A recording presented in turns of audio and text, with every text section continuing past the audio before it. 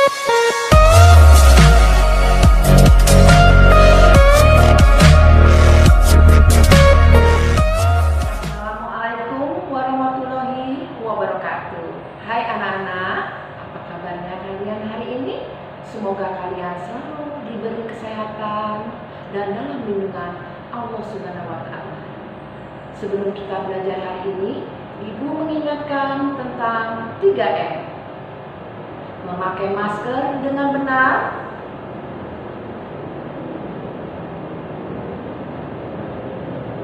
jaga jarak, hindari kerumunan, cuci tangan dengan sabun agar kita terhindar dari bermacam-macam penyakit.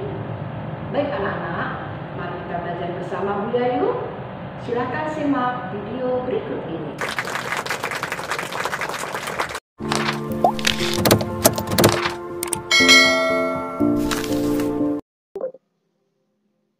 Pembelajaran kita hari ini tema 5 ekosistem, subtema 3 keseimbangan ekosistem.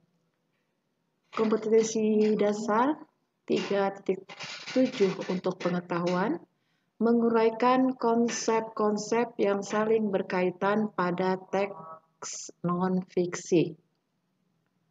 Untuk keterampilannya 4.7, menyajikan konsep-konsep yang saling berkaitan pada teks non-fiksi ke dalam tulisan dengan bahasa sendiri. Tujuan pembelajaran, siswa dapat menjelaskan pokok pikiran dari sebuah bacaan non-fiksi. Siswa dapat menyebutkan informasi penting yang ada pada teks bacaan. Siswa dapat membuat kesimpulan dari teks bacaan. Selanjutnya, tentang pikiran utama. Anak-anak sudah pernah Ibu jelaskan pada pelajaran kita pada tema 1 tentang pikiran utama. Kali ini Ibu akan menjelaskan kembali. Yang dimaksud dengan pikiran utama adalah ide pokok yang mendasari suatu tulisan atau paragraf. Pada buku kalian halaman 123 pada buku LKS yang berjudul Potensi Indonesia sebagai Negara Maritim dan Agraris. Letak geografis Indonesia sangat menguntungkan karena berada di tengah-tengah jalur perdagangan dunia, terletak di antara Samudra Hindia dan Samudra Pasifik, serta benua Asia dan benua Australia. Sejak dahulu kala, Indonesia tidak pernah sepi, khususnya oleh kapal-kapal yang membawa komoditas perdagangan dari satu negara ke negara lain. Tidak hanya itu, sumber daya yang tersimpan di dalam laut Indonesia ternyata amat potensial. Data Food and Agriculture Organization atau FAO 2015 menyebutkan bahwa Indonesia penghasil terbesar di dunia untuk produk rumput laut dan tuna. Indonesia juga menjadi penghasil kepiting dan udang terbesar kedua setelah Cina. Beragam produk unggulan perikanan tersebut tersebar di seluruh wilayah Nusantara. Sentra produksi udang berada di wilayah Sumatera dan Jawa Barat. Kepiting tersebar di Jawa, Sumatera, dan Kalimantan. Penghasil utama rumput laut berada di wilayah Sulawesi dan Nusa Tenggara. Sementara itu, kawasan penghasil tuna berfokus di Papua, Maluku, dan Sulawesi Utara. Dari angka ini, hanya sekitar 10% yang saat ini telah dieksplorasi dan dimanfaatkan. Selain itu, perairan Indonesia menyimpan 70% potensi minyak karena terdapat kurang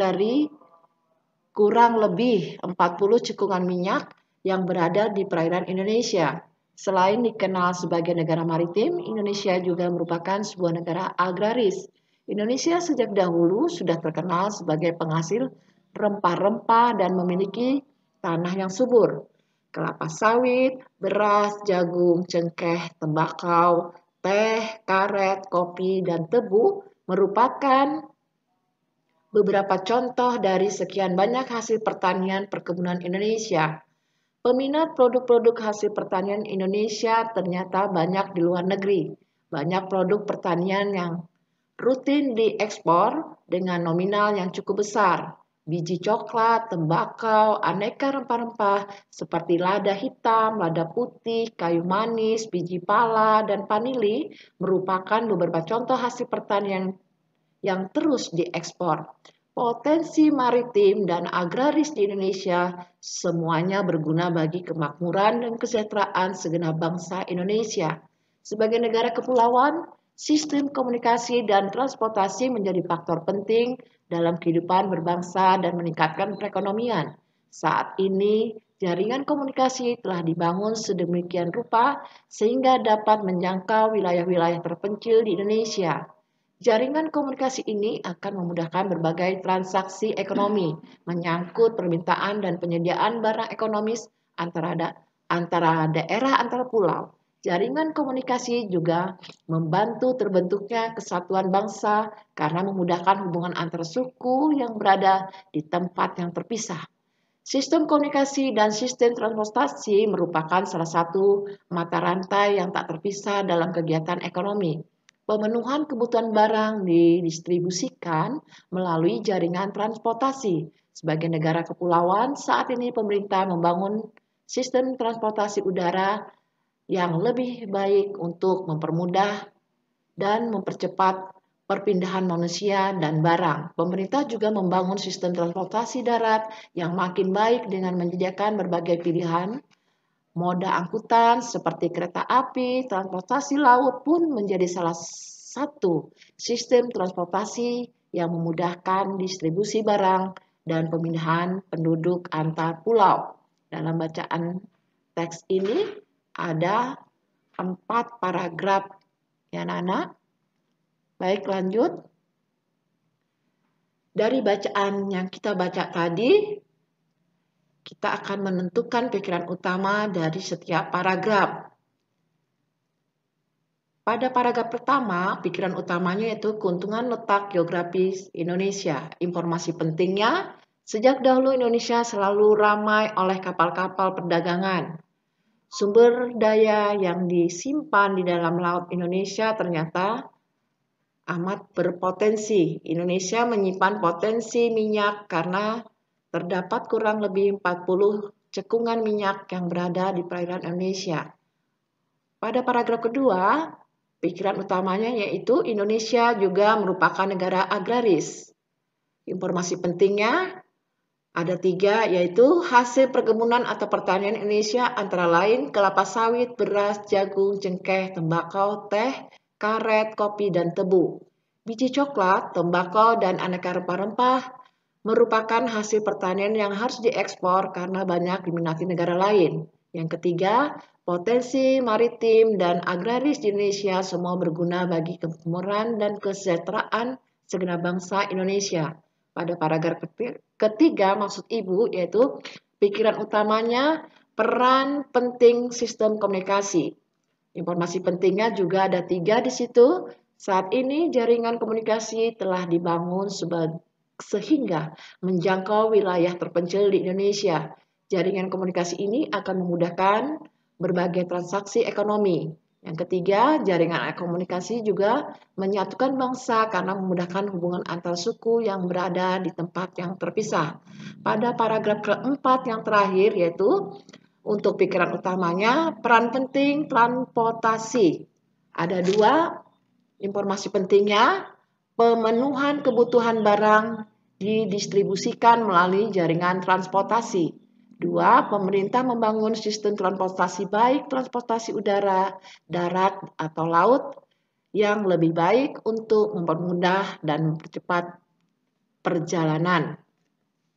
Berdasarkan tabel di atas, kita dapat menarik kesimpulan.